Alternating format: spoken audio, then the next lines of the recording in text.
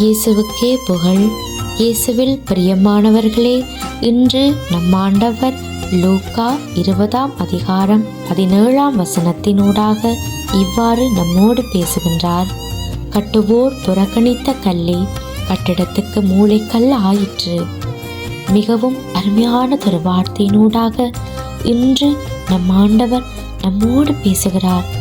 இந்த வார்த்தை தனிப்பட்ட ரீதியாக எனக்கு மிகவும் பிடித்தமானதொரு வசனம். அடிக்கடி என்னுடைய ஜெபத்திலே நான் சொல்லுகிற ஒரு வார்த்தை.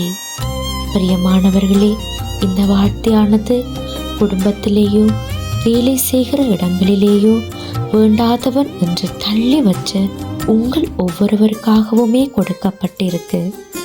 உங்களை யாராவது புறம் தள்ளி எதுக்குமே பிரயோஜனம் இல்லை என்று சொல்லி ஒதுக்கி வச்சிருக்கிறாங்களா? இல்லாட்டி வசதி வாய்ப்பு இல்லை, படிப்பறிவு இல்லை என்று சொல்லி உங்களை அவமதிச்சிருக்கிறாங்களா? பிரியமானவர்களே, கவலைப்படாதீங்க. மனுஷர்களுக்கு வேண்டுமெண்டா நீங்க யாரென்று தெரியாமல் இருக்கலாம், உங்களோட அருமை புரியாமல் இருக்கலாம். ஆனா நம் ஆண்டவர் அப்படி அல்ல. ஒதுக்கப்பட்ட தூக்கி எறியப்பட்ட உங்களை தேடி மீட்டுக்கொள்ள வல்லவராயிருக்கிறார்.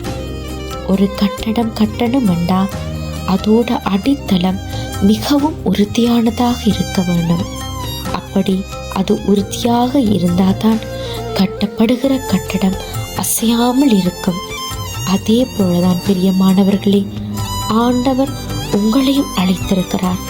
குடும்பத்திலேயே நீங்க ஒரு மூளைக்கல்லாக இருக்கலாம், வேலை செய்கிற இடங்கள்ல நீங்க ஒரு மூளைக்கல்லாக இருக்கலாம், இல்லது சமுதாயத்துல நீங்க ஒரு மூளைக்கல்லாக இருக்கலாம்.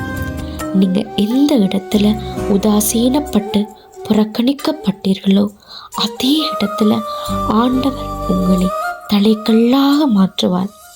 கூடிய சீக்கிரமே உங்கள் வாழ்க்கையை அவர் மாற்றப் போகிறார். விசுவசிக்கிறீர்களா? ஆமேன் சொல்லுங்க. இயேசுவின் நாமத்தினாலே ஆமேன்.